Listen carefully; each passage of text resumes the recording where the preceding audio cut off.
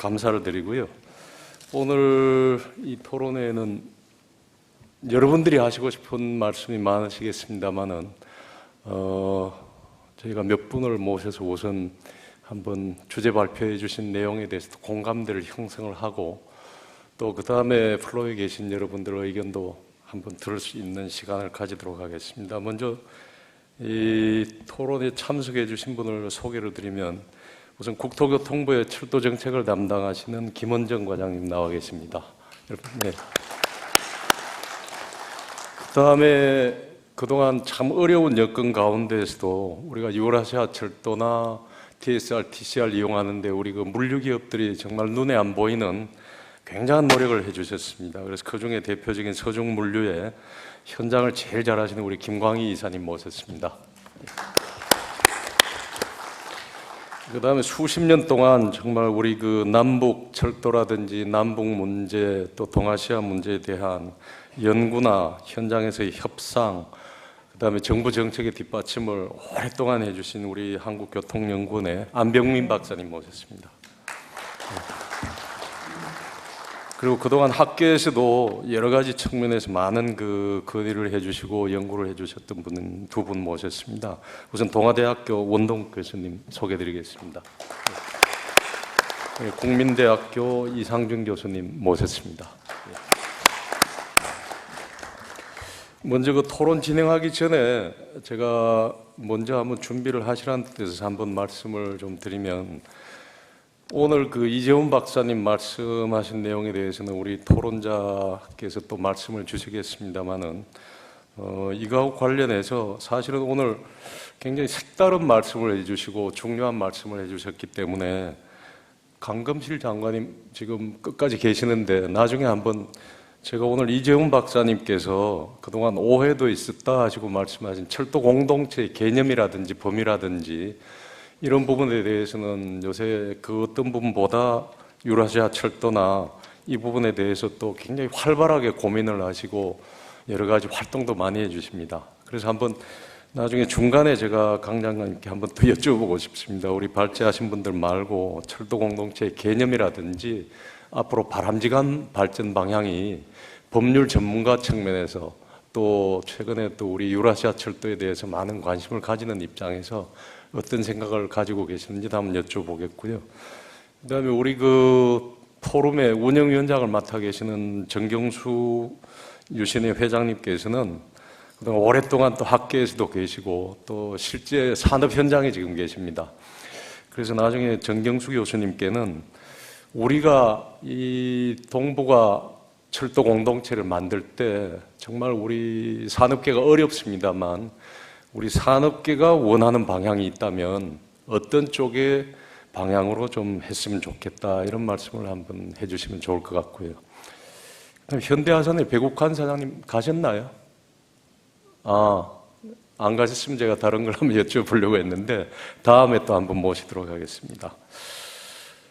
저는 오늘 아까 국토부 장관님께서도 그러시고 이재훈 박사님 발제해 주신 내용 중에 제가 수십 년간 그 일을 하고 또 이런 모임에 가서도 듣지 못했던 새로운 말씀들을 오늘 해주셨다고 봅니다.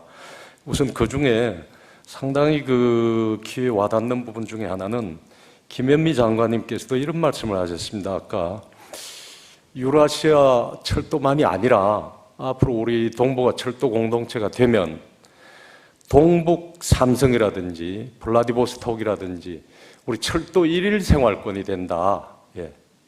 철도 일일 생활권이란 말씀을 하셨습니다.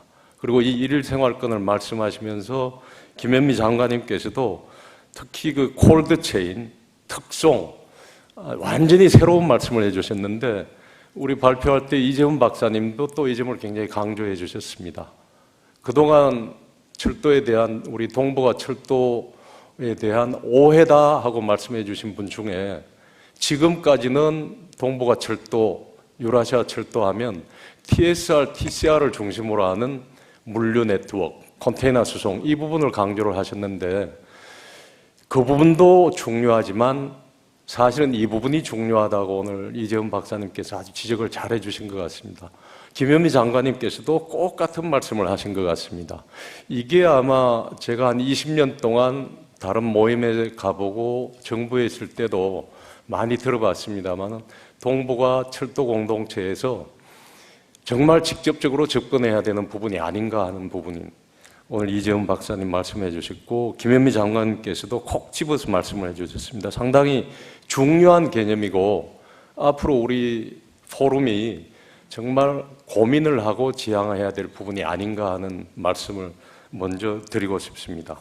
그래서 이재훈 박사님께서는 여러 가지 정말 그 실천 가능한 대안까지 말씀을 해주셨고 마지막에 유엔의 제재를 피해갈 수는 없다. 우리가 늘 유엔 제재 테두리 내에서 일을 하되 할 수 있는 것부터 해야 된다는 굉장히 중요한 말씀을 해주신 것 같습니다. 그래, 그 할 수 있는 게 뭐냐? 사실 우리 한반도 내에서 남한 내에서 지금 할 수 있는 일부터 준비를 해야 된다. 상당히 중요한 말씀을 해주신 것 같습니다. 지금까지는 북한 철도를 어떻게 할 것이냐, TSR, TCR을 어떻게 할 것이냐 이런 얘기만 했는데 제재하고 상관없는 부분은 지금부터 준비를 해야 될 것이 아니냐 발제를 해주셨는데 앞으로 우리 포럼이 직접 검토를 하고 하나하나 다듬어 나가야 될 그런 문제 같습니다. 그런 점에서 이제 오늘 중요한 발제를 해주셨기 때문에 우선 제일 먼저 철도 정책을 직접 담당하는 우리 김 과장님께 한번 여쭤보면 오히려 부담은 되시겠습니다만 오늘 포럼에서 발제해 주신 내용 또 장관님께서 아까 말씀해 주신 내용 포함해서 국토교통부 내지는 정부에서 고민하고 있는 우리 동아시아 철도 공동체에 대한 문제라든지 앞으로 추진 구상 한번 말씀을 먼저 해주시면 고맙겠습니다. 네, 반갑습니다. 국토교통부에서 동아시아 철도 공동체 수립과 추진을 담당하고 있는 철도정책과장 김헌정이라고 합니다. 무엇보다도 참 민간 포럼이 반갑다 그리고 고맙다는 말씀을 드리고 싶습니다. 오영식 공동대표님 또 김세호 공동대표님 정말 감사드립니다. 사실 저희가 정부 차원에서 일을 추진해 나감에 있어가지고 무엇보다도 중요한 것이 민간과 끊임없이 소통하면서 민간의 창의적인 아이디어를 받아들이고 또 거기서 추진 동력을 얻는 게 무엇보다도 중요한 것 같습니다. 그런 차원에서 민간 포럼을 이렇게 조직해 주셔서 오늘 같은 자리 마련해 주시고 향후에 끊임없이 좋은 아이디어 제공해 주실 수 있는 계기를 마련해 주셔서 무엇보다도 감사하다는 말씀을 먼저 드리고 싶습니다. 경의선이 1906년에 완공이 됐습니다. 그리고 저희가 1950년도까지 서울역은 우리 국제 여객과 화물이 직접적으로 출발하고 도착하는 시발점이 됐던 곳입니다. 다시 말씀드리자면 1950년까지 우리 대한민국은 국제 여객과 화물에 있어서 운송의 노하우를 경험을 가지고 있던 그런 국가였던 것 같습니다. 이제 한 70년 정도가 흘러서 많은 이제 노하우들이 단절이 되고 전수가 되지 않은 것 같습니다. 다행스럽게도 작년에 저희가 국제철도기구 OSJD에 가입을 하면서 이제 운행과 관련한 그런 것들을 북한이나 또 다른 나라들한테 배울 수 있는 좋은 계기가 된 것 같습니다. 그런 시점에서 작년에 또 저희 대통령께서 이 동아시아 철도 공동체라는 구상과 비전을 제시해 주신 것은 매우 시의적절하고 또 의미심장한 대목이다 이렇게 말씀을 드릴 수 있을 것 같습니다. 그 이후에 저희 국토교통부와 국방위에서는 각각 KDI와 교통연구원과 함께 이 구상을 단계적으로 어떻게 하면 알차게 실현할 수 있는 건지를 계속해서 연구를 하고 있고 또 그 와중에도 저희가 국방경제포럼이나 아까 말씀하신 한중철도협력회의 그런 양자 다자 간의 여러 회의에서 저희의 구상을 알리고 또 그쪽 지지를 얻는 방안을 노력해 왔습니다. 최근에 다행스럽게도 저희가 중국과 몽골 또 러시아 측으로부터는 적극적인 지지와 참여 또 그리고 그쪽에서도 다양한 아이디어를 제시하겠다 하는 이야기를 해왔습니다. 이제 좀 전에 이재훈 박사님께서 말씀하신 내용 중에 그렇게 생각을 합니다. 그동안에 20년간 이제 굉장히 구상이나 그런 차원에서 머물러 왔던 TSR이나 TCR의 어떤 연결이라고 하는 것들이 이제 저희한테 한 걸음 더 다가온 것 같습니다. 그런 차원에서 현실감 있게 받아들여지고 우리 국제기관들 또 관련되는 전문가분들께서 이제 연구를 하는 과정에서 말씀하신 콜드체인이라든지 직접 그 연결과 관련된 현실감 있는 이야기들이 이제 하나하나 밝혀지고 있는 것 같다는 측면에서 굉장히 정부의 담당자로서 반갑고 또 실제적인 성과로 이어질 수 있을 것 같다 이런 생각이 듭니다. 앞으로 저희가 7월, 8월, 9월 초에 GICC라고 국토교통부에서 주관하는 국제 컨퍼런스가 있습니다.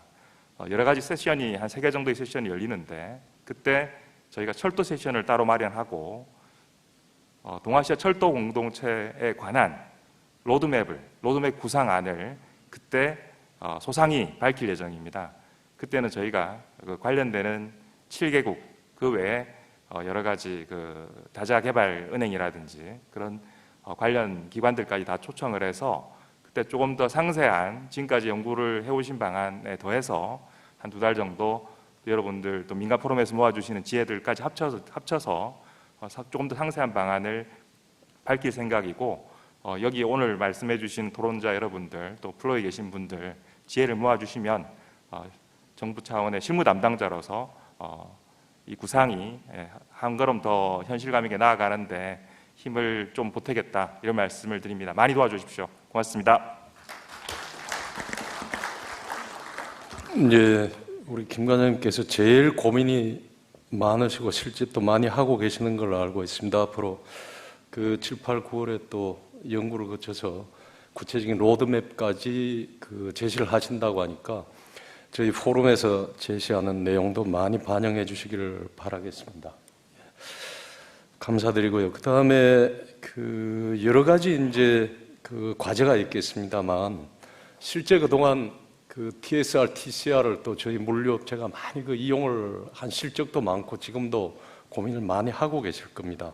그래서 현재 상황과 오늘 그 발표된 우리 동아시아 그 철도 공동체의 어떤 구체적인 내용 이런 거와 관련해서 한번 현장을 제일 또 일선에서 알고 계시는 서중물류의 김광희 이사님께 한번 말씀 들어보도록 하겠습니다.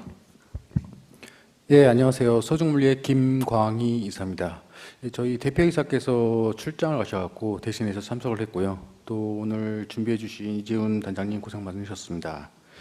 일단 저희는 이제 현업에서 현재 유라시아 철도 관련해서 TSR, TCR, TMGR, TMR을 운영을 하고 있으며 그 현업의 관점에서 오늘 주제 발표해 주신 거에 대해서 저희가 이제 제일 먼저 보고 있는 것이 첫 번째로 이제 비용적인 측면이 있고요.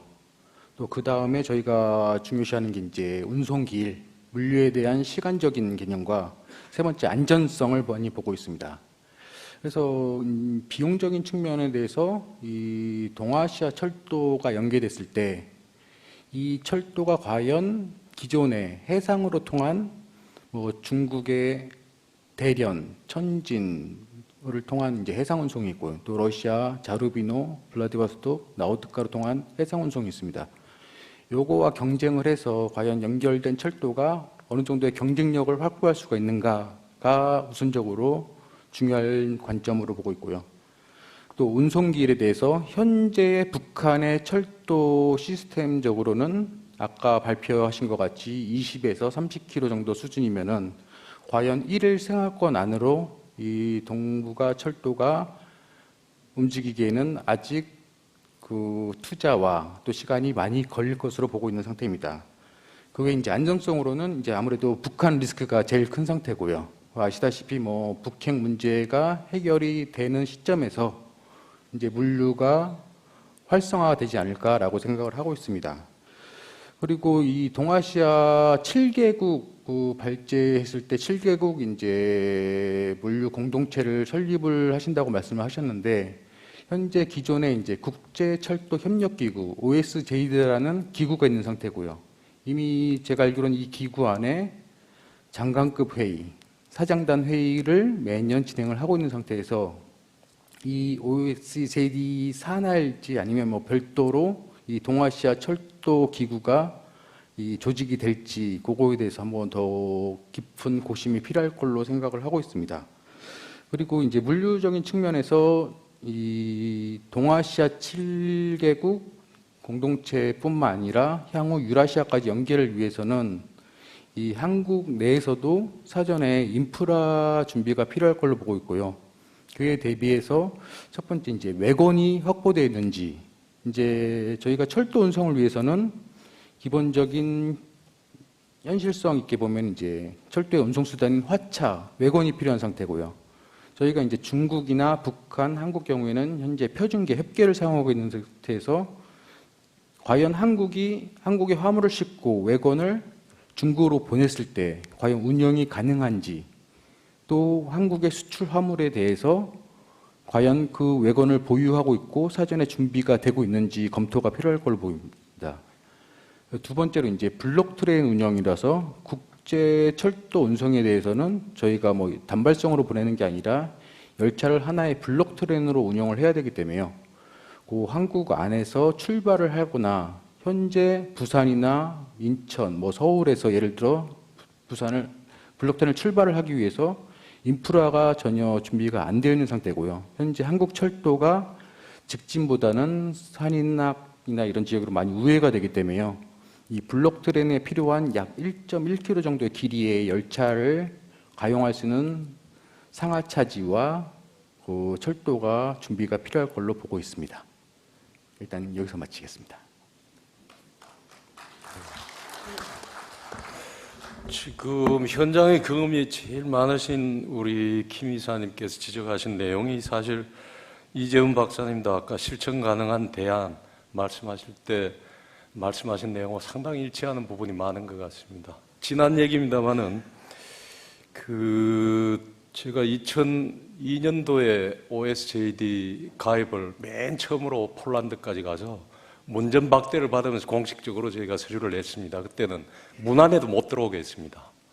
북한 파견관이 한 분 있으면서 우리 한국이 가입 신청하는 거에 대해서 뭐 철저히 막고 그랬는데, 참 작년에 우리 오영석 사장님이나 정부에서 노력하신 덕분에 가입하신 것만 해도 굉장히 의미가 있겠습니다만, 가입의 실질적인 효과는 사실 지금 김 이사님 말씀하신 거나 우리 이재훈 박사님 말씀하신 구체적인 사안에 대한 실천을 어떻게 하느냐가 OSJD 가입의 효과를 이제 담보하는 것 같습니다.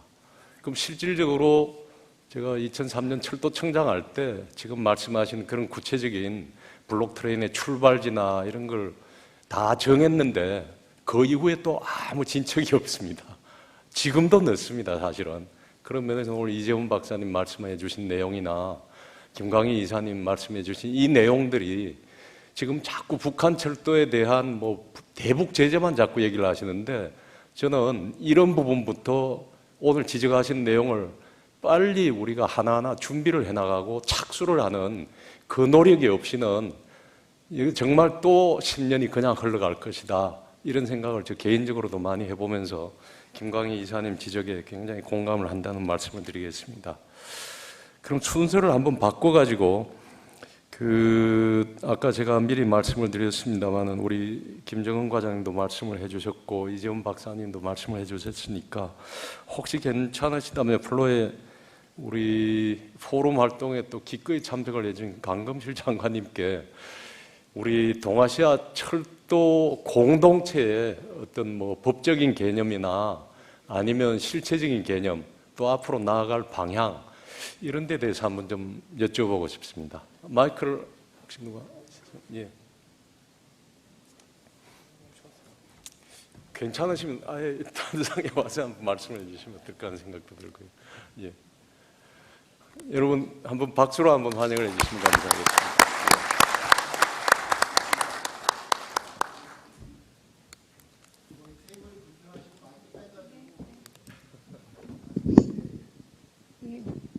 아까 내빈들께서 너무 가분하게 저를 많이 언급해 주셔서 오해가 좀 있으시. 저 사람은 뭘로 왔지? 이런 오해가 있으실 것 같은데, 제가 이번 영광스럽게도 이 공동체 포럼의 운영위원으로 참여를 했습니다. 그리고 운영위원으로 참여하게 된 인연은 제가 한 몇 년 전부터 그 연변주 그 경제 특별고문을 맡고 있고요. 로펌에서 일을 하다가 그리고 마침 오늘 언급이 많이 된 동북삼성의 흑룡강성 그 하얼빈에서 한 고속철도로 1시간 반 거리에 있는 치치하얼시 특별고문도 맡고 있습니다. 그래서 그런 인연으로 오늘 이제 이 자리에 함께 참석을 하게 됐고요. 철도 공동체에 대해서는 저 자신도 아직은 그 문외한이고 많이 배우는 입장입니다. 그래서 뭐 전문적인 의견을 드리기는 어렵고 오늘 특히 김영미 국토부 장관님 말씀과 오늘 발표 여러분 말씀을 들으면서 크게 공부를 하고 있습니다. 그리고 사실 동아시아 철도 공동체 하면은 그 뜻이 이게 의외로 이렇게 그런 혼란이 있을 수 있구나 하는 걸 여기 와서 저도 배웠는데요. 대통령께서 말씀하시는 거는 커다란 비전 제시라고 저는 생각을 하고 저희 민간이나 정부는 국가 비전을 제시했을 때 그 비전이 그 뜻이 잘 전달되게 뒷받침하는 역할이 우리 어떻게 보면 우리 전문가는 물론 우리 국민 전체가 함께 공감하는 그 꿈으로 발전시킬 수 있게 만드는 게 필요하지 않을까 싶어서 여기서 한 가지 제안을 드린다면 우리 공동체 철도 공동체 포럼에서 아직 비전과 미션이 설계가 되진 않은 거 아닌가. 이제 막 킥오프 미팅하고 오늘 이렇게 창립대회 하시는 거에 대해서 저는 사실은 행사가 연기될 거라고 생각을 했어요. 이 짧은 시간에 이렇게 큰 행사를 한다는 게 상당히 물리적으로 어려웠을 텐데 그래서 아까 저희 법무법인원 이광수 변호사님 같이 오셨는데 와, 저 두 분 대표님 역량이 대단하시다 이렇게 감탄을 했습니다. 그래서 오늘 이렇게 성황리에 큰 행사 치르시는데 저희가 마저 해야 될 일이 있다면 오늘의 논의를 모아서 분명 비전과 미션을 통해서 지금 국가적으로 제시된 이 동아시아 철도 공동체라는 그 개념과 의미를 제시하고 또 뒷받침하는 거를 좀 정리할 필요가 있지 않냐. 정리를 해서 우리로서는 적극적으로 많이 공유하고 홍보하면서 전 국민이 함께 공감하고 다른 나라들도 공감할 필요가 있지 않나 그런 생각이 듭니다. 그리고 대통령님의 비전을 저는 이제 두 가지로 생각을 했습니다. 아까 잠깐 1906년에 경의선이 만들어졌다고 했는데 사실 우리 올해가 3.1운동 100주년이기도 한데요. 100년 전 한반도의 상황과 지금 상황을 비교해 보면은 진짜 큰 패러다임 전환을 우리가 맞고 있습니다. 한반도라는 특수성이 전 세계의 강대국 네 나라가 함께 와 있잖아요. 그래서 이제까지의 100년이 피해와 침해 속에서 우리 국민들의 힘으로 열정과 에너지를 모아서 어떤 전환의 계기를 마련하는 시간이었다면은 이제는 이 한반도가 강대국 간의 힘과 균형을 조절하는 비어 있으나 수동적이지 않고 오히려 균형과 조화를 제시할 수 있는 공간의 역할을 할 때가 된 거 아닌가 그런 의미에서 지역적 특수성을 담은 철도라는 표현이 저는 굉장히 적합하다고 보고요. 근데 공동체는 상당히 지금의 국가 상황에서는 상당히 장기적인 비전이라 오해의 소지가 있었던 게 아닌가 싶지만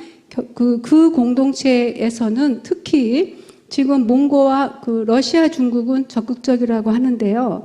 미국과 일본이 과연 철도 공동체 할 때 선뜻 동의할 것이냐. 그래서 오히려 미국과 일본을 적극적으로 합류하게 하는 그런 비전과 미션을 우리가 만들어낼 필요가 있고 오히려 그쪽을 더 먼저 노력을 해야 되지 않을까 그런 여러 가지 그런 생각을 하고 있습니다.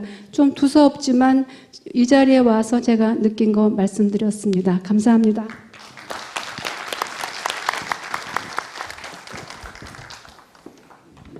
예, 공동체와 개념과 관련해서도 그렇고 또 저희 포럼과 관련해서도 사실 비전과 미션이 설정이 필요하다는 정말 아주 기본적이고 중요한 말씀을 해주신 것 같습니다. 저희 공동체 포럼이 앞으로도 계속 지속이 되면서 한번 우리 강금실 장관님께서 말씀하신 비전과 미션을 좀 더 명확히 하는 방안, 또 이건 우리만 해서 되는 것이 아니라 실제 또 이 구상을 제안하신 우리 대통령님의 뜻이 어떠실지, 또 우리 이걸 실천해 나가는 국토교통부나 정부의 어떤 그 실무자들 함께 이렇게 고민을 해가면서 좀 더 노력을 해보도록 하겠습니다. 좋은 말씀 다시 한번 감사를 드립니다. 그러면 다음에 평소에도 아마 여러 자리에서 우리 남북철도 연결이나 또 우리 유라시아 철도 공동체 이쪽에 많은 관심을 표해 주시고 또 발표도 많이 해주시는 우선 동아대학교 원 교수님께 한번 또 그동안 오늘 발표를 들으시고 고민하시거나 생각하시는 부분을 말씀을 주시도록 부탁을 한번 드리겠습니다. 예. 저는 앉아있는 순서가 가운데 있어가지고 두 분 중에 다른 분이 하실 줄 알았는데요. 어쨌든 이 동아시아 철도 공동체 포럼 오늘 창립을 축하드립니다. 좀 다소 좀 늦은 것 같아요. 그러니까 작년 8.15에 처음 제기가 됐었으면은 사실은 빠르게 조직적으로 좀 준비를 해서 움직였어야 되지 않았는가라고 하는 좀 생각이 좀 들긴 하지만 그래도 이제 지금부터 본격적으로 시작한다면은 뭐 늦지는 않았다라고 생각이 듭니다. 앞에 그 강금실 전 장관님도 말씀하셨지만은 저는 좀 개념의 문제에 대해서 우리가 좀 더 근본적으로 좀 고민을 해볼 필요가 있겠다라는 좀 생각이 듭니다. 이 동아시아 혹은 동북아의 공동체와 관련된 부분들은 굉장히 논의들이 많았었죠. 경제 공동체를 중심으로 해서 뭐 문화 공동체, 안보 공동체 여러 논의들이 있어 왔는데요. 여기서 이제 이 공동체의 개념이 도대체 무엇인가라고 하는 것. 저는 앞에 그 이재훈 박사님 발표에서 동아시아 철도 공동체라는 것이 소위 대상국들에게 어떤 오해를 불러일으키느냐라는 것을 좀 유념해 볼 필요가 있다고 생각이 듭니다. 예를 들면 여러분 아시다시피 이제 중국의 시진핑 정부가 내놓은 국가 대발전 전략으로서의 1대1로라고 하는 것이 처음에는 1대1로 전략 구상 이런 식으로 논의가 되다가 중국이 그 전략이나 전략 구상이 타국에 주는 부정적인 영향을 고려해서 이니셔티브로 바꿉니다. 그러니까 중국어로는 창의라고 이렇게 쓰는데요. 이런 형태로 우리에게 있어서도 동아시아 철도 공동체라는 것이 그대로 중국어로 번역이 되거나 영어로 번역이 되거나 커뮤니티나 이런 식으로 사용되었을 때 과연 그 대상국이 어떻게 받아들일 것인가에 대한 좀 고민이 필요할 것 같습니다. 그래서 저는 개인적으로는 뭐 이니셔티브가 좀 적합하지 않겠는가라는 좀 생각이 드는데요. 그리고 일단 두 번째는 이제 철도와 관련된 부분입니다. 왜 공동체를 이루는 데 있어서 철도 공동체가 어떤 시발점이 될 수가 있겠는가라고 할 때 사실 동아시아에는 뭐 환경 공동체 얘기를 할 수도 있고요. 소위 그 공멸의 아젠다인 환경을 통해서 사실은 동아시아 국가 간의 협력이 가장 원활하게 추진되고 있는 측면이 있습니다. 반면에 이제 철도는 공생의 아젠다일 수 있다라는 생각이 드는 거고, 특히 포스트 교토 체제 하에서의 친환경 교통 수단으로서 철도가 갖고 있는 또 그 중요한 의미가 있다고 생각이 됩니다. 그래서 우리가 흔히 얘기하듯이 철도라는 것이 하나의 어떤 대동맥, 혈맥에 해당되어진다라고 우리가 얘기들을 하고 있는데요. 이 유라시아의 그 혈맥이 저희 한반도의 분단 상황 속에서 혈맥이 끊겨 있다라고 하는 부분들은 사실 남북의 굉장히 기형적인 구도들을 만들어냈던 것뿐만 아니라 사실 이 동아시아에 있어서의 어떤 소위 우리가 얘기하는 그 패러독스라고 하는 그 소위 경제적으로는 서로 상호 의존도가 높아지고 있음에도 불구하고 정치 안보적인 부분에 있어서는 전혀 협력이 이루어지지 않거나 심지어는 갈등과 대립의 어떤 상황으로 가는 이런 패러독스의 어떤 상황, 이것이 사실은 어떻게 보면은 이 혈맥이 끊겨 있다라고 하는 부분에 의해서 사실 그대로 대변되어지고 있다는 생각이 드는 겁니다. 그래서 이 철도 협력, 철도의 연계 이런 부분들은 그런 측면에서 좀 상징적인 의미, 동아시아의 그 끊긴 혈맥을 다시 이어서 소위 정상적인 어떤 구도로 다시 복원시켜내는, 특히 한반도의 입장에서는 반도가 갖는 해양과 대륙의 어떤 그 복합성을 그런 복원하는 그런 긍정적인 의미가 있기 때문에 저는 동아시아 철도 공동체라고 하는 부분이 충분히 의미를 갖고 있을 수 있다고 생각이 듭니다. 다만 이것이 바깥으로 표출되는 데 있어서 그것이 줄 수 있는 어떤 오해의 부분들을 피해 나갈 수 있는 방안을 좀 강구해야 될 것 같고요. 두 번째로는 어쨌든 이 동아시아 철도 공동체를 이루기 위해서는 사실 단계적인 접근이 필요할 수밖에 없습니다. 그러니까 그 남북한을 포함해서 7개의 어떤 그 회원국으로 구성될 이런 것이 갑자기 뭐 7개의 국가가 전부 모여서 어느 날 갑자기 동아시아 철도 공동체를 이루자라고 할 가능성은 저는 크지 않을 것 같고요. 현재도 이루어지고 있는 양자 간의 협력, 그리고 앞으로 좀 더 가능성이 열려 있는 3자 협력들이 있죠.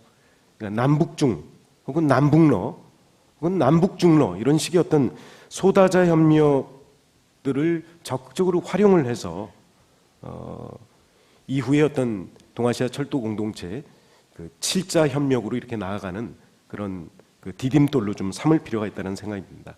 또 그 과정에서 앞에서도 많은 분이 말씀하셨던 것처럼 OSJD뿐만 아니라 두만강 지역의 GTR 대두만강 그 이니셔티브나 UNESCAP 같은 철도와 관련된 유관 어떤 국제 기구들을 적극적으로 활용하는 그런 방안에 대해서도 강구가 돼야 될 것 같고요. 특히 앞에서 그 경의선 말씀을 이제 이재훈 박사님이 하셨었는데, 이 경의선 부분은 결국은 이제 남북중이 3자의 협력 구도에서 이루어질 수 있는 부분인 것 같거든요. 그래서 저는 이 동아시아 철도 공동체가 바로 만들어지지는 않는다 하더라도 남북중 철도 협력체 뭐 이런 것은 저는 지금도 우리가 추진해 볼 수 있는 것이 아니겠는가라는 생각이 듭니다.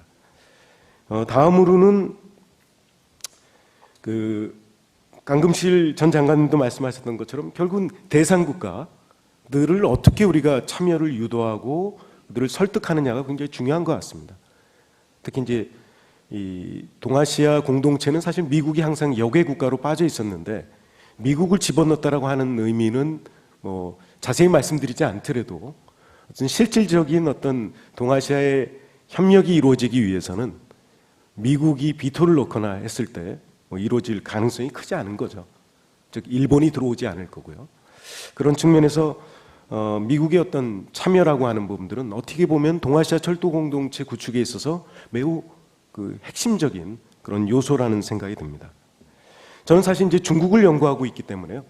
중국을 어떻게 참여하도록 유도할 것이며 설득할 것인가에 대한 그런 고민들을 쭉 해왔었습니다. 실제로 중국이 북한의 어떤 인프라, 특히 철도 인프라와 관련된 어떤 관심도나 이런 것을 보면은 사실 눈에 이렇게 띄게 나타나고 있지는 않지만, 특히 작년에 한반도 비핵화 평화 프로세스가 급진전되어지는 그런 과정에서 중국이 소위 차이나 패싱이라고 하는 중국 배제의 어떤 대한 우려 속에서 그 중앙정부 차원은 아니지만은 랴오닝성 정부를 통해서 1대1로 종합 실험구 그 총체 계획을 발표를 하는데요. 그게 작년 9월에 발표가 됐습니다. 거기에서 보면은 그 단동, 신의주, 평양, 서울, 부산으로 연계되어지는 동북아 경제회랑을 얘기하고 있고요. 그 동북아 경제회랑 안에는 철도, 도로, 전력망 뭐 이런 부분들이 좀 포함되어 있는 것 같습니다. 지방정부 차원에서의 계획이긴 하지만 중국의 어떤 중앙 지방 관계들을 보면은 이건 중앙의 어떤 그 그 의도라는 것을 알 수가 있고요. 단지 이것이 중앙정부 차원에서 공식적인 발표가 이루어지지 않았던 것은 이후에 어떤 한반도 비핵화의 어떤 과정에 있어서의 이 불확실성에 대한 그 고려가 깔려 있었던 것으로 생각이 됩니다. 그래서 향후 한반도 비핵화 평화 프로세스가 진전되면 진전될수록 중국의 이 특히 한반도와 있는 어떤 경제 회랑에 대한 관심뿐만 아니라 실질적인 어떤 행동들이 이루어질 수밖에 없다라는 생각이 들고요.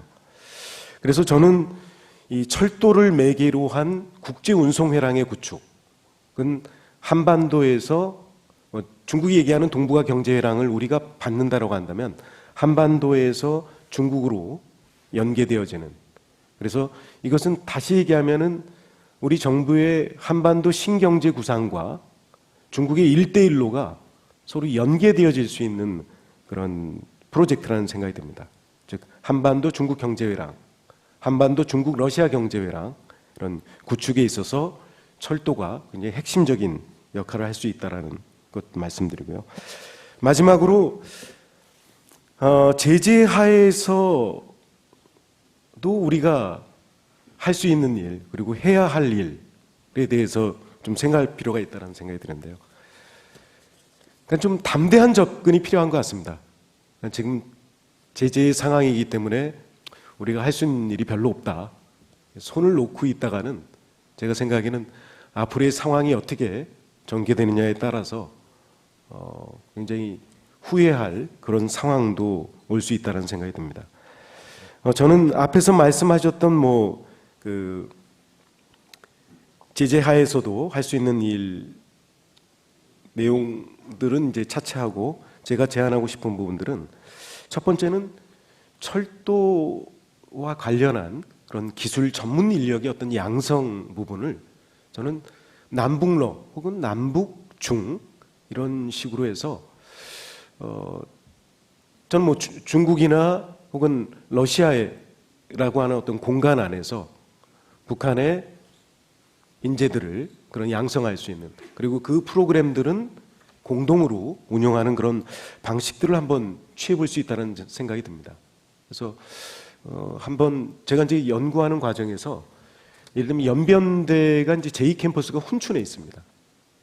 이 훈춘에 국제물류학과가 개설이 돼 있고요. 그럼 거기서 사실은 그 기존의 북중 관계가 안 좋았던 상황에서도 사실 북한의 그 기술 인력이나 이 경제 인력들을 중국의 길림대학에서 지속적으로 그 배양해 오고 훈련해 왔었던 과정들이 있거든요. 그러니까 이런 부분을 저는 이 북중 간에가 아니라 남북중, 남북러 사이에 이러한 그 인력 양성 프로그램들을 같이 진행할 수 있다는 생각이 들고요. 그리고 특히 이제 기업의 어떤 참여들을 우리가 적극적으로 유도하기 위해서는 동아시아 차원의 철도 박람회, 철도 산업 박람회 이런 것을 정례화시키는 것, 그리고 그와 함께 소위 전문가들 사이의 어떤 소위 1.5 트랙 하에서의 어떤 동아시아 철도 회의 이런 것들을 정례화하는 방안들을 한번 모색해 볼 수 있지 않을까라는 생각을 갖고 있습니다. 그리고 중국을 활용할 수 있는 부분들은 중국과 유럽 간에는 지금 그 1대1로 이후에 그 엄청난 그 속도로 블록 트레인이 운영이 되고 있습니다. 이것은 이제 우리가 이 블록 트레인을 충분히 이제 활용할 수 있는 그런 측면이 있다는 생각이 들고, 그것을 위한 그런 내부적인 어떤 준비들이 좀 이루어질 필요가 있다는 생각이 들고요. 그리고 특히 이제 북한 구간을 우리가 그 지나갈 수 있는 어떤 상황들이 오게 된다고 한다면 결국은 중국 국경을 넘는 과정 속에서의 여러 어떤 제도적인 장벽 이런 문제가 있을 겁니다. 아까 3시간, 5시간이면은 도착할 수 국제 열차가 도착할 수 있다라고 하지만 사실 이제 국경을 넘는 과정에 있어서 사실은 굉장히 많은 시간들이 소요가 되고 있는 거죠. 그런 제도적인 장벽들이 존재한다는 겁니다. 그런 논의들을 제도적인 어떤 협력과 관련된 기술적인 협력과 관련된 논의들은 지금 시작할 수 있는 것 같습니다. 예, 이상입니다. 예. 아주 그 종합적으로 잘 말씀해 주시고 마지막에는 역시 그 제재하에서도 할 수 있는 여러 가지 일들을 상당히 중국 원래 전공하시는 그 전문가답게 구체적으로 아주 말씀을 해주신 것 같습니다. 앞으로 우리 포럼에서 계속 논의 발전시켜 나가는 주제로 삼도록 하겠습니다. 저 우선 이상준 교수님 말씀 듣기 전에 우선 괜찮으시다면 한번 아까 말씀드린 대로 우리 플로우의 정경수 저희 포럼 운영위원장님이신데요. 이 학계나 산업계 특히 지금 이 엔지니어링 회사를 이끌고 계시고 뭐 다 아시겠습니다만은 지금 유신 엔지니어링은 우리 철도 부분에는 정말 산 역사라고 할 정도로 많은 일을 하셨는데 지금 이 상황에서 우리 동아시아 철도 공동체 포럼이 어떤 일부터 하는 게 정말 우리 산업계에도 직접 도움이 될지 한번 고견을 한번 여쭙고 싶습니다. 예.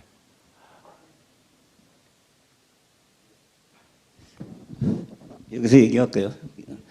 아니 그렇게 좀 부탁하시려면 좀 미리 조금 말씀을 주셨으면 준비라도 했을 텐데 여기 와서 말씀하셨는데 사실 저는 교통공학을 전문한 사람으로서 엔지니어죠. 엔지니어 플래너가 되고 그리고 학교를 은퇴하고는 이제 지금은 토목 설계, 인프라 설계하는 쪽에 와서 지금 그 회사를 운영하고 있습니다.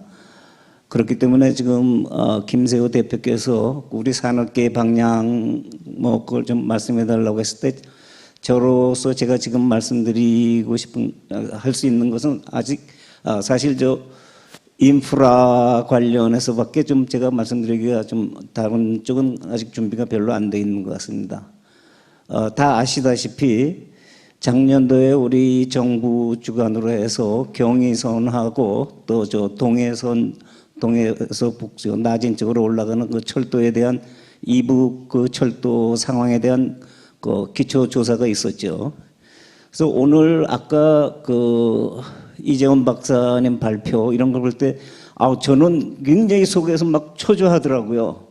이거 지금 남북 간에는 만주하고 우리 남한하고 사이에 북한의 그러한 지금 갭이 있는데 거기에서 벌써 투자 교류, 뭐 금융 교류, 문화 교류가 막 나오는데 이거 철도를 통해서 하자는 건데 지금 북한 철도는 다 비어 있는 상태입니다.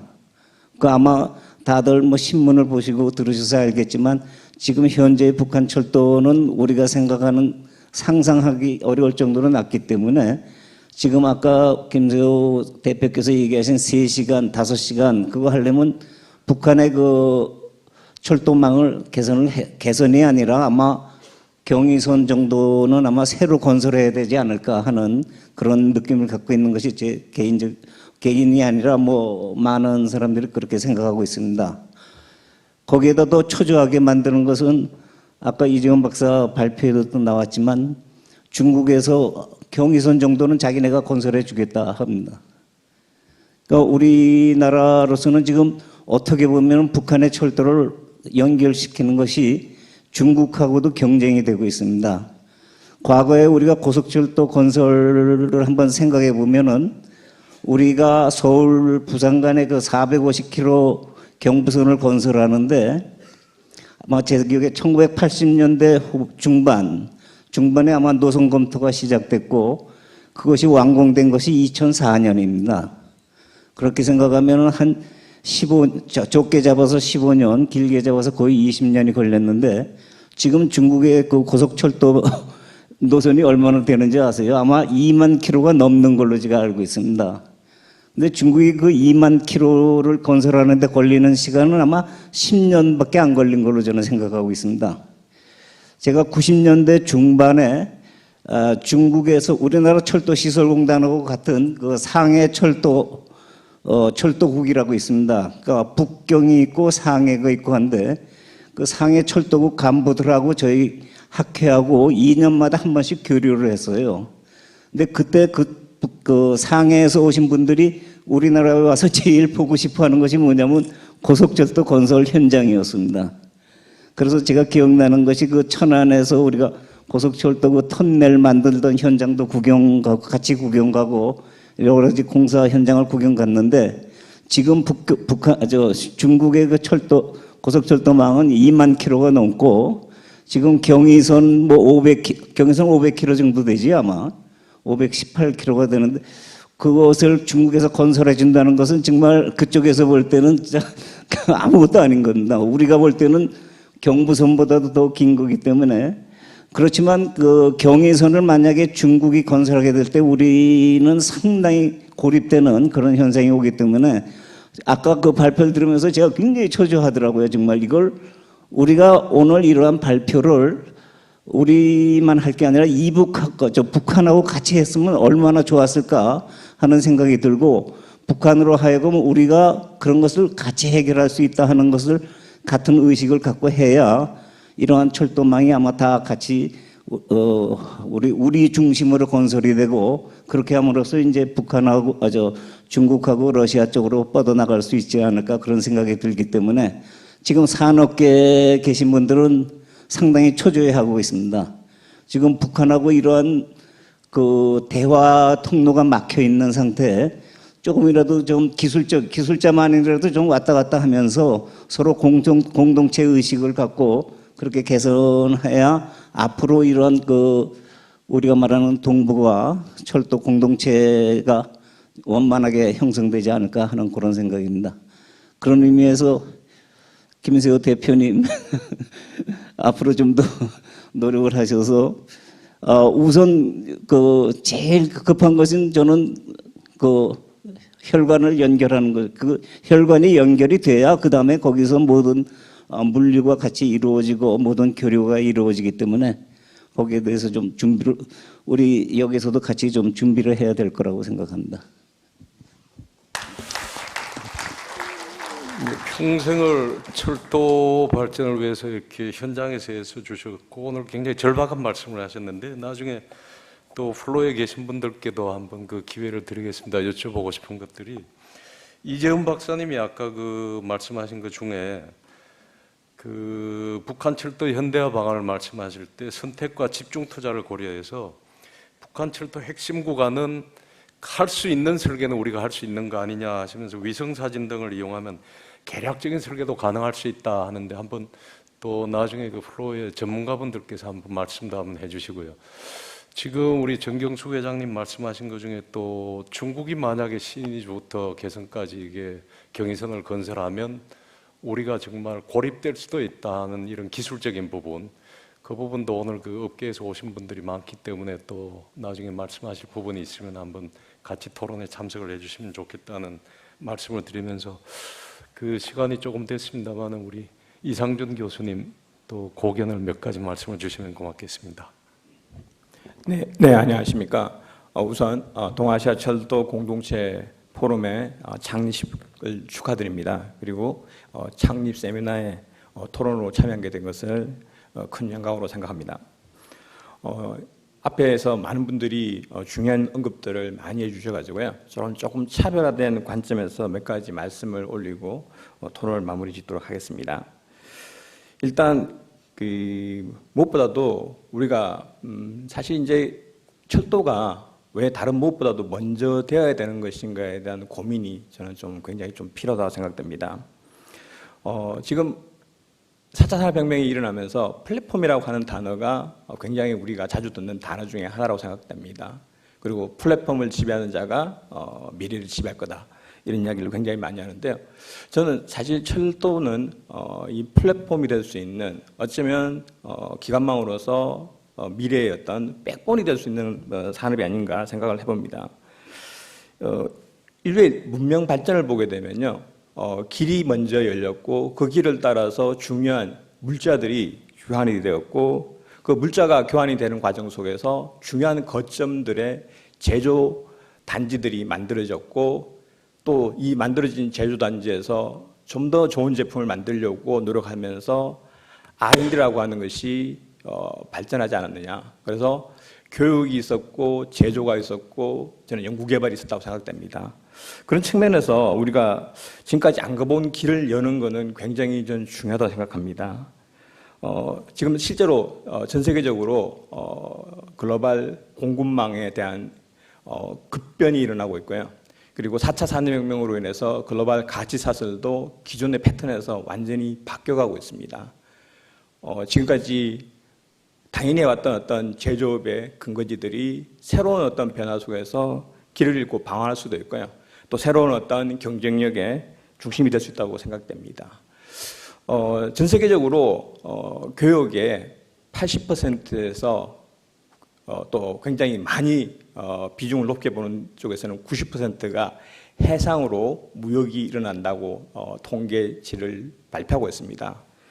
그런데 불행히도 우리는 세계 평균에 비했을 때 육상을 통한 것이 하나도 없기 때문에 어찌 보면 과락입니다. 굉장히 어떻게 보면 우리가 좀 새로운 고민들을 더 많이 해야 되는, 왜냐하면 세계 평균에도 못 미치고 있는 그런 상황인데, 물론 그 원인이 어디서 시작되었던 그런 문제들을 해결하기 위한 노력들이 저는 굉장히 중요하다고 생각됩니다. 저는 물류가 미래의 경쟁력이라고 하는 측면에서 마찬가지로 단계적인 어떤 접근이 저는 필요하다고 생각됩니다. 근데 철도는 사실 굉장히 중요한 백본이 될 수 있지만 결국 철도와 도로와 또 배가 다니는 항만이 유기적으로 연계되었을 때 그 가치가 더욱더 커질 수밖에 없다고 생각됩니다. 왜냐하면 세계를 잇는 중요한 무역 운송로들은 실제로 이런 복합 운송 방식에 의해서 중요한 물자들을 다 나르고 있습니다.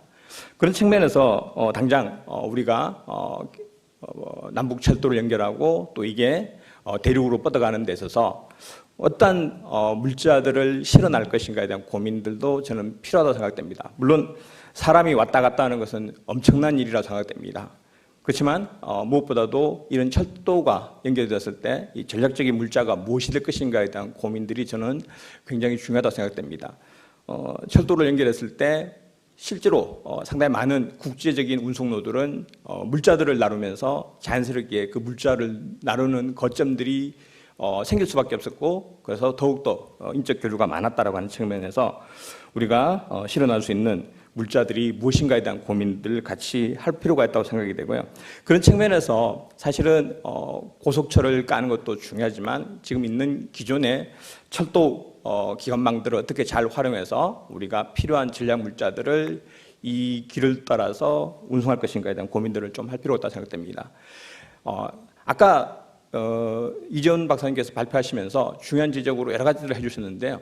사실은 이 동북아 지역에 있는 7개국이 전 세계적으로 에너지 굉장히 많은 것을 생산하는 국가들도 포함되어 있습니다. 러시아와 몽골 같은 경우에는 에너지 자원들을 굉장히 많이 수출하고 있고, 미국도 사실 셰일가스를 수출하고 있습니다.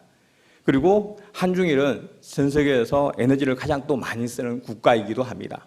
그런 측면에서 본다 그러면 이 전략 물자에 대한 것들 중에는 아마 에너지에 대한 것들도 고민을 갖다가 할 필요가 있다고 생각이 되고요. 물론 거기는 석탄도 있을 수 있지만 다양한 형태의 어떤 수단들을 우리가 강구하는 것들도 좀 고민할 필요가 있지 않을까 생각이 듭니다. 그래서 그런 물자들에 대한 것들 속에서 또 오늘 또 새롭게 아주 신선하게 제가 다가온 것은 장기적으로 콜드체인이나 특송 서비스 같은 것들도 가능할 것이다라고 하는 것은 굉장히 신선한 아이디어이긴 합니다. 그러나 하여튼 그런 물자들이 어떤 식으로 시간을 축으로 해서 진행이 되면서 하나 둘씩 더해질 것인가에 대한 고민들이 같이 좀 진행되었으면 합니다.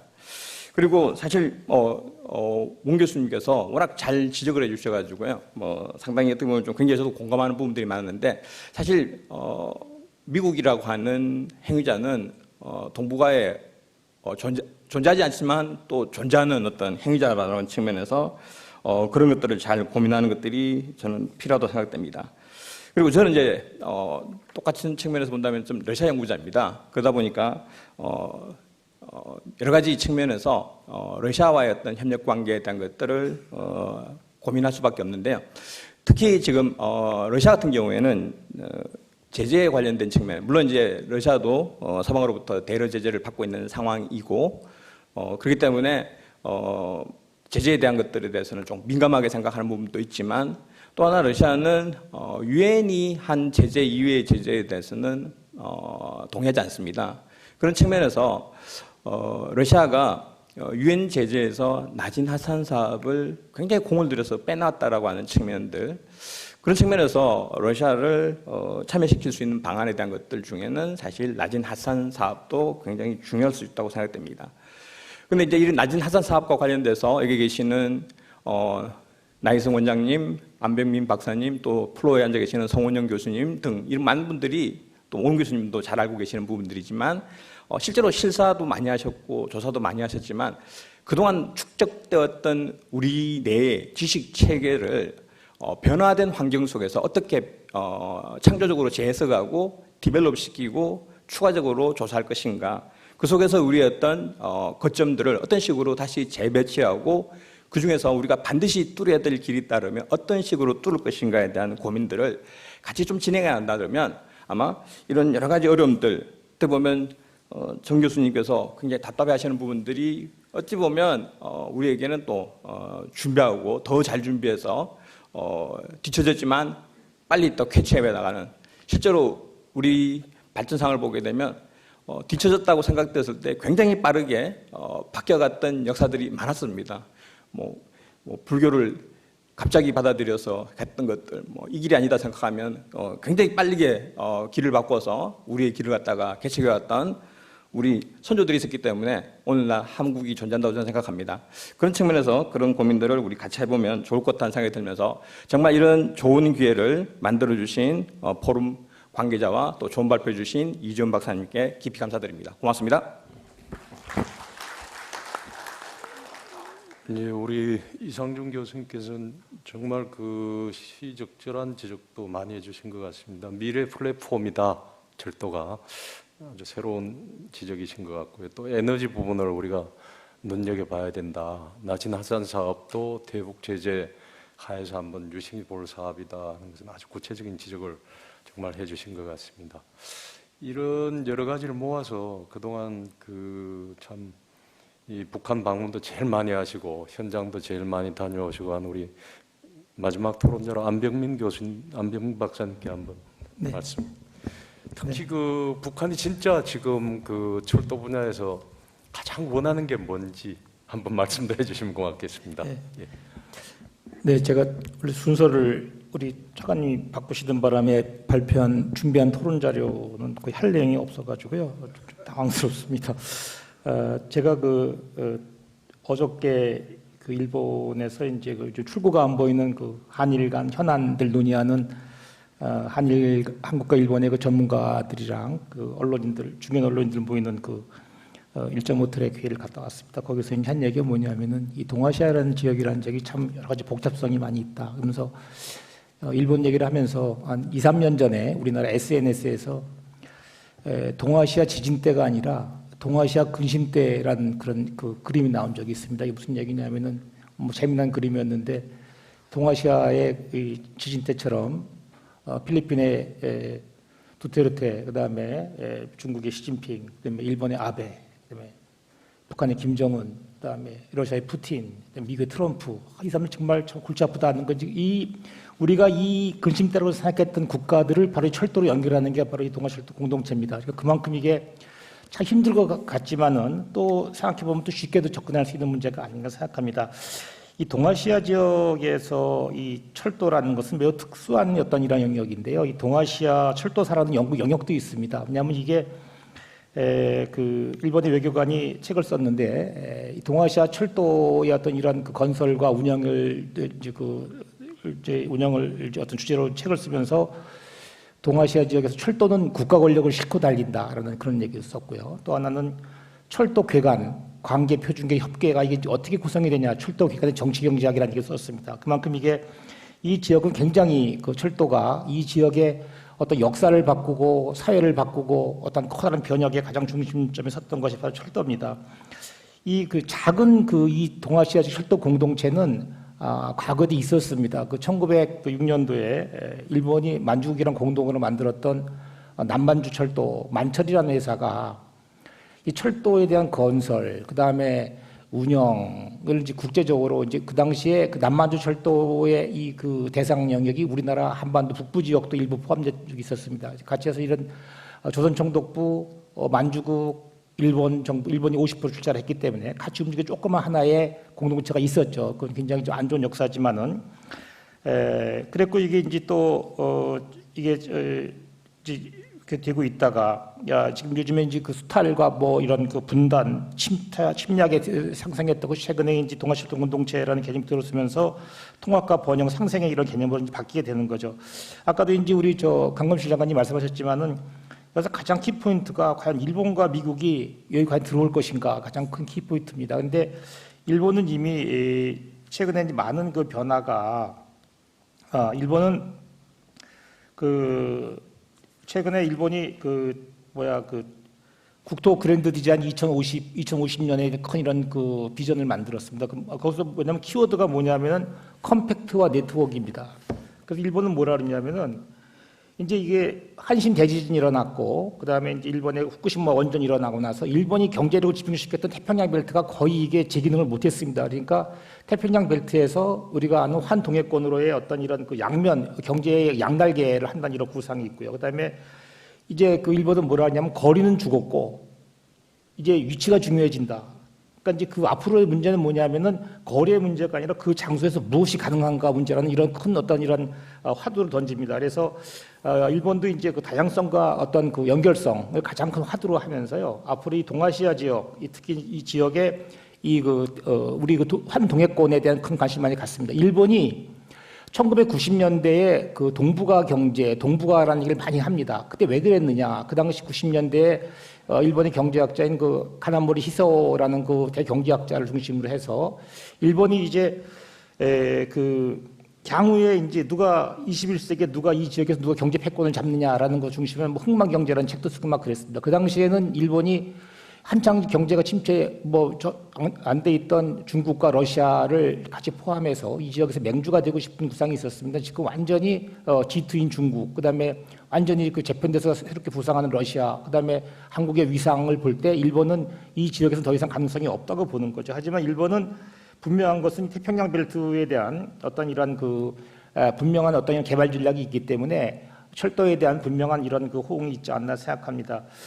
미국 같은 경우도 우리가 이제 아까 이재현 박사님 말씀하셨지만은 우리가 대륙 철도를 주로 얘기할 때 뭐 TSR, TCR, 뭐 TMR, TMGR을 얘기합니다만은 원래 대륙 철도에 가장 많은 화물이 움직이는 거는 미국입니다. 북미 대륙. 북미 대륙에서 잘 아시는 BNSF라든가 유니언 퍼시픽이라든가 이런 거는 그다음에 카나디안 내셔널 레일 이런 것들은 태평양에서 대서양, 그다음에 카나다에서 미국 거쳐서 멕시코까지 가는 이런 엄청난 철도들이 움직이고 있거든요. 이런 것들에 대한 것들에 엄청난 노하우가 있고, 그다음에 미국은 이 특송 화물들에 대한 첨단 기법을 갖고 있습니다. 그래서 지금 가장 큰 게 뭔지 DHL, UPS, 페덱스, TNT인데 미국이 이제 UPS랑 페덱스가 미국 기업이죠. 근데 아시아 시장에서는 이 기업들이 별 힘을 못 씁니다. 아시아에서 제일 쉐어가 많은 게 DHL이고요. 그다음에가 페덱스고, 그다음에가 EMS고, 그다음에가 UPS입니다. 그래가지고 이런 것을 볼 때 이런 첨단 물류 기법이라든가 대륙 운송의 노하우 이런 것들은 충분히 미국이 접목할 수 있는 이런 거 충분히 있고요. 그다음에 아시아 지역에서 미국과 가장 가까운 물류 시스템을 갖고 있는 나라가 한국과 호주입니다. 왜냐하면은 이런 국방 물류나 무슨 이런 물류 같은 거 할 때 대량 표준화 공동화가 가장 잘 되어 있는 게 한국과 미국과 호주가 가장 근접한 이런 시스템이기 때문에 어떤 새로운 시장 진입의 측면에서 볼 때는 이런 미국 시장도 충분히 이게 가능하다 이렇게 말씀을 드릴 수 있고, 그다음에 아까 이재현 박사님이 좋은 말씀하셨습니다. 콜드체인, 이 콜드체인이라는 거는 이제 바이오 물류죠. 하나는 이제 온도를 가지고 하는 것이 이제 콜드체인이고, 그다음에 시간을 가지고 하는 게 바이오 물류입니다. 그러니까 이게 콜드체인은 주로 먹거리고, 바이오 물류는 약품, 생체 조직 이런 생명과 직결되는 고부와 가치 이런 산업들이죠. 근데 우리나라는 400kg밖에 안 되기 때문에 스티로폼에다가 얼음만 채워넣게 되면 거의 하루 동안 달 수가 있지만은 중국만 해도 5,000km 정도 되는 거리감이 있는 거니까 앞으로 충분한 이 지역에는 충분한 물류의 대성통은 충분히 있고, 어떻게 이제 구성하느냐에 따라서 이런 충분한 가능성이 있기 때문에 이재현 박사님이 아까 발표하신 내용에 대해서 굉장히 저는 많은 가능성을 좀 보고자 하는 그런 생각이 있습니다. 그다음에 마지막에 북한입니다. 북한이 참 이게 뭐 속도 많이 썩이고 참 답답한 것 같지만 북한은 지금 엄청난 변화의 기로에 있습니다. 북한의 수많은 법들 가운데서요, 혁명의 전취물이라는 용어가 나옵니다. 인민이 피를 흘려서 수탈자한테 뺏은 전취물, 그게 딱 뭐냐면 토지와 철도입니다. 그 북한의 수많은 법전을 까뒤져 봐도 혁명의 전취물이 나오는 게 철도와 토지인데, 북한이 이미 철도와 토지를 나지나산 사업이라든가 이런 사업에 이미 협력 사업으로 내놓는 상태까지 됐거든요. 그러니까 앞으로 철도라는 것은 이 지역에서 새로운 협력을 할 수 있는 어떤 커다란 이런 그 대상이 되고 있다라고 생각해서 앞으로 동아철도공동체는 정말 우리가 어떻게 이제 이걸 준비하냐에 따라서 새로운 어떤 이런 먹거리가 될 수 있고 우리의 새로운 어떤 이런 대상, 어떤 진출할 수 있는 영역이 될 수 있는 가장 좋은 영역이 아닌가 그렇게 생각합니다. 이상입니다. 감사합니다. 네. 안병민 박사님께서 우리 미국이나 일본, 중국을 다 아우르고 북한에 정말 진정한 염원, 철도를 이미 내놨다고까지 표현을 하신 것 같습니다. 이게 굉장히 중요한 지적이다 이렇게 저는 생각을 합니다. 과거 경험으로 보면 여러분도 아마 다 느끼셨겠습니다만 80년대 중반부터 우리가 고속철도 얘기를 할 때 누구도 동의를 한 사람이 없습니다. 제일 어려웠던 게 우리 국내에 동의를 얻는 게 제일 어려웠고요. 그 당시 경부고속도로 건설할 때 같이 IBRD 쪽에서는 그냥 경부선 개량을 하지 왜 한국이 능력도 안 되는 신선을 건설하려고 하느냐 하고 비협조적이었습니다. 그것보다 더 어려운 건 개통 때까지도 반대하는 우리 국내 국민들의 정서였습니다. 인천공항도 개항하는 날까지 반대한 게 우리 내부입니다. 그런데 지금 반대로 생각하면 만약에 경부고속철도가 없었다, 인천공항이 없었다, 북한도 우리가 이런 우리 입장에서 대비를 해놓고 보면 오늘날 가장 절실하게 안 박사님 말씀하신 대로 이제 철도를 정말 가장 소중한 자산이지만 협상에 우리 대상으로 내놨다고 할 때 북한이 지금 만약에 철도 건설을 신선을 제대로 된 걸 못하고 과거 우리한테 남들이 건의했듯이 경부선을 그냥 기존선 개량으로 머물렀다면 지금 우리 국토는 어떻게 됐을까? 우리 경제는 어떻게 됐을까? 북한 문제를 접근할 때도 한번 그런 발상이 필요하지 않을까? 만약에 그런 시각으로 본다면 우리 이재훈 박사님이 단순히 북한 철도의 개선이 아니라 여러 가지 도시 문제나 여러 가지 물류 시스템이나 이런 것까지 다 개선할 수 있는 하나의 패키지가 될 수 있다. 그건 아까 이상준 교수님도 말씀을 주셨거든요. 미래는 플랫폼을 가진 자가 주도하는데 미래에서 철도는 플랫폼이나 마찬가지다. 저는 일맥상통하는 얘기라고 봅니다. 그래서 우리가 만약에 고속철도를 그때 건설을 못했다면 어떻게 됐을까? 인천공항을 못했다면 오늘날 대한민국이 어떻게 됐을까? 북한도 아마 그런 절실한 우리가 과거에 고민했던 바를 똑같이 고민하고 있지 않을까? 그럼 우리가 도와줄 수 있는 방안은 뭘까? 우리하고 협력을 유도할 수 있는 방안은 뭘까?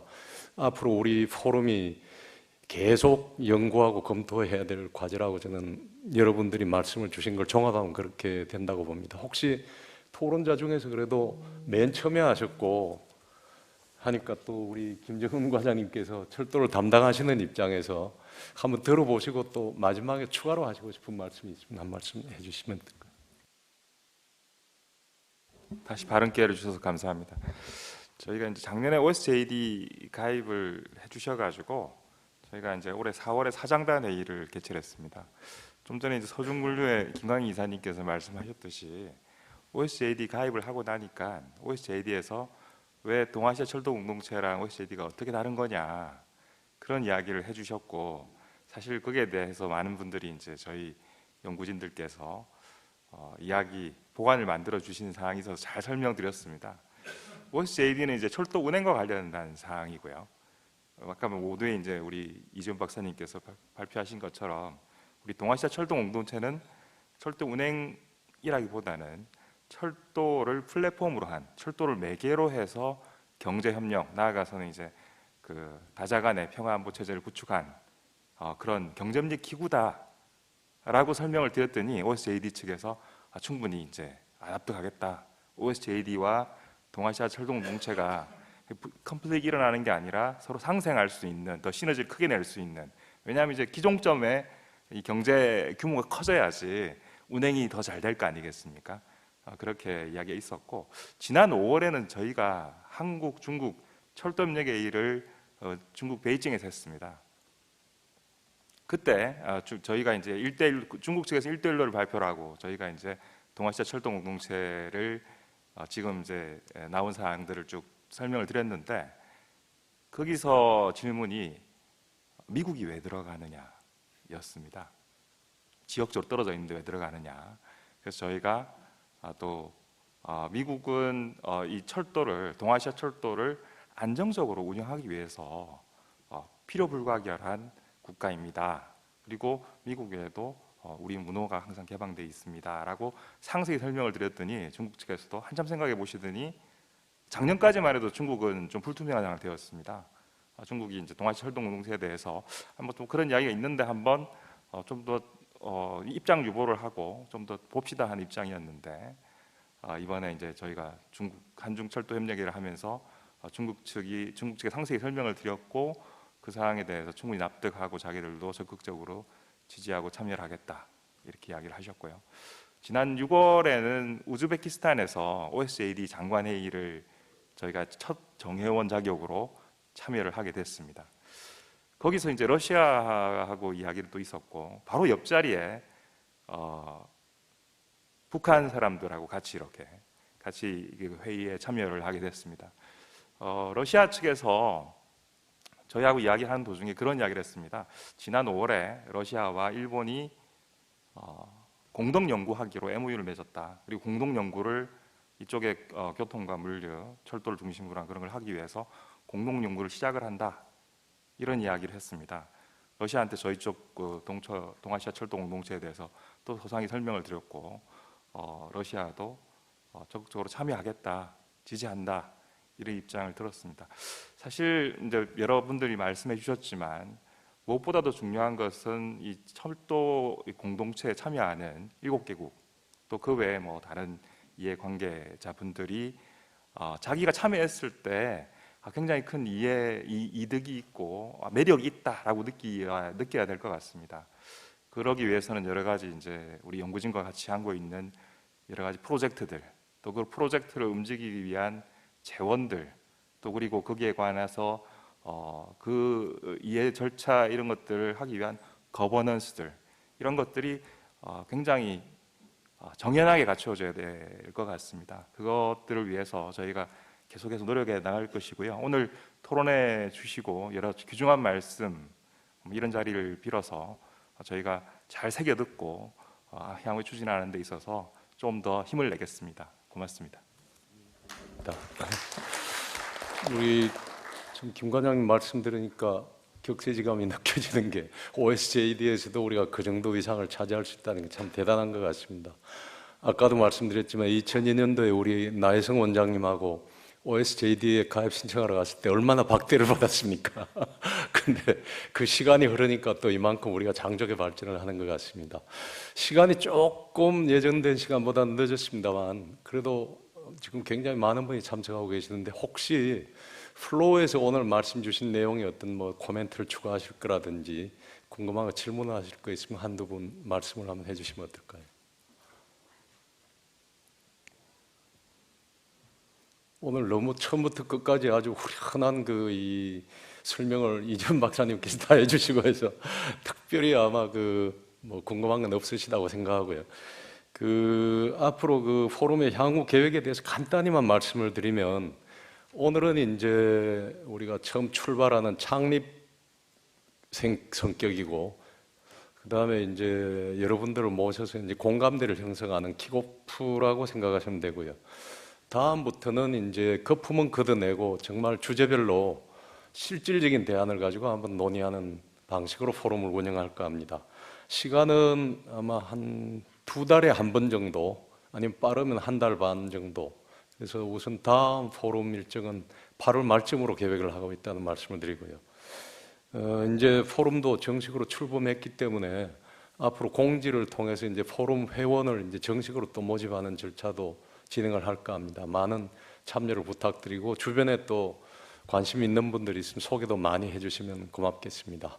오늘 장시간 우리 포럼 때문에 이 관심을 보여주시고 참석해주신 모든 분들께 감사를 드리고요. 특히 이재훈 박사님 오늘 잘 발제를 해주신 것에 대해서 다시 한번 감사를 드리겠습니다. 여러분 오늘 다 같이 수고해 주신 것에 대해서 우리 함께 박수 치면서 포럼 발전을 기원해 주시면 감사하겠습니다. 감사합니다.